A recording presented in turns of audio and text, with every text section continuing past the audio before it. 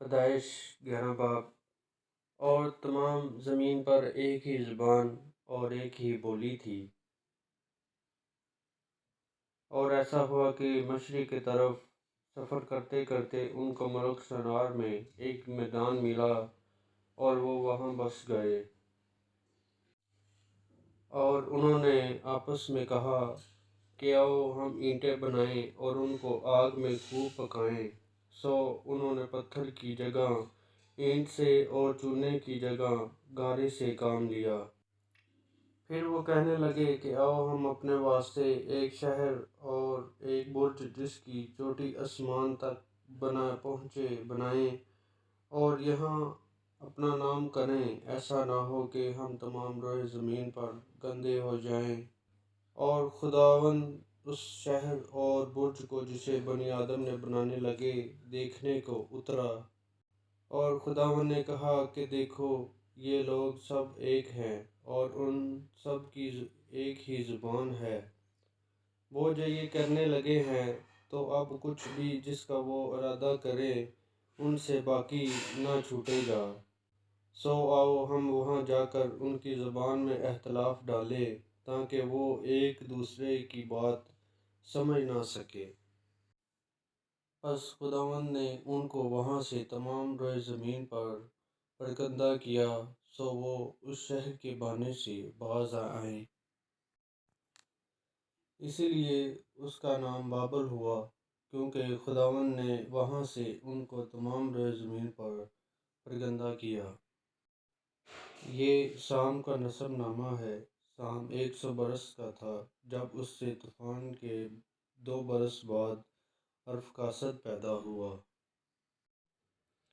اور ارفکساد کی پیدائش کے بعد سام 500 برس جیتا رہا اور اس سے بیٹے اور بیٹیاں پیدا ہوئے۔ جب ارفکساد 35 برس کا ہوا تو اس سے سلح پیدا ہوا۔ اور سلح کی پیدائش کے بعد ارفکساد 403 برس اور جیتا رہا اور اس سے بیٹے اور بیٹیاں پیدا ہوئے۔ سلح جب 30 برس کا ہوا تو اس سے ابر پیدا ہوا۔ اور ابر کی پیدائش کے بعد سلح 403 برس اور جیتا رہا اور اس سے بیٹے اور بیٹیاں پیدا ہوئے۔ جب ابر 34 برس کا تھا تو اس سے فلج پیدا ہوا۔ اور فلج کی پیدائش کے بعد ابر 430 برس اور جیتا رہا اور اس سے بیٹے اور بیٹیاں پیدا ہوئے۔ فلج 30 برس کا تھا جب اس سے راؤ پیدا ہوا۔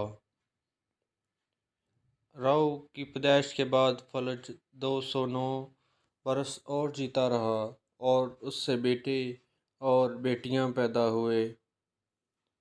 اور راؤ 35 برس کا تھا جب اس سے سروج پیدا ہوا۔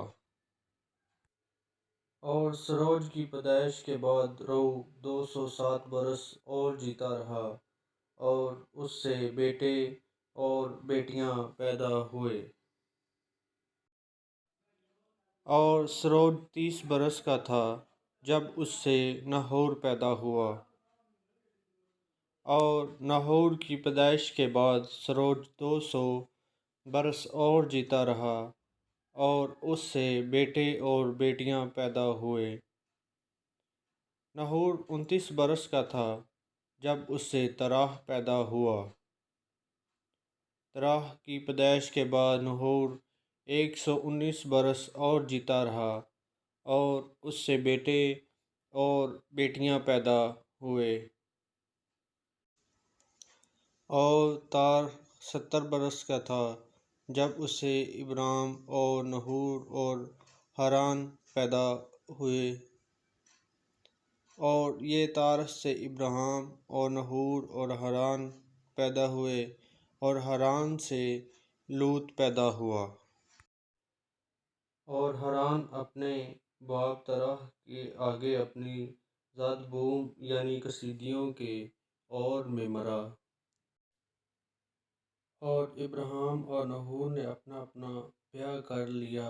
ابراہیم کی بیوی کا نام ساری اور نحور کی بیوی کا نام ملکہ تھا جو حران کی بیٹی تھی، وہی ملکہ کا باپ اور اس کا باپ تھا، اور ساری بانجھ تھی، اس کا کوئی بال بچہ نہ تھا۔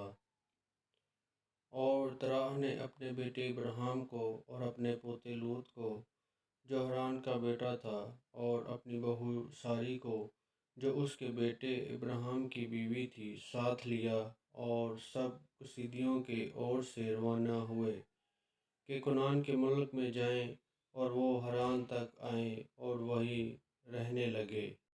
اور تراح کی عمر 205 برس کی ہوئی اور اس نے حران میں وفات پائی۔ آمین۔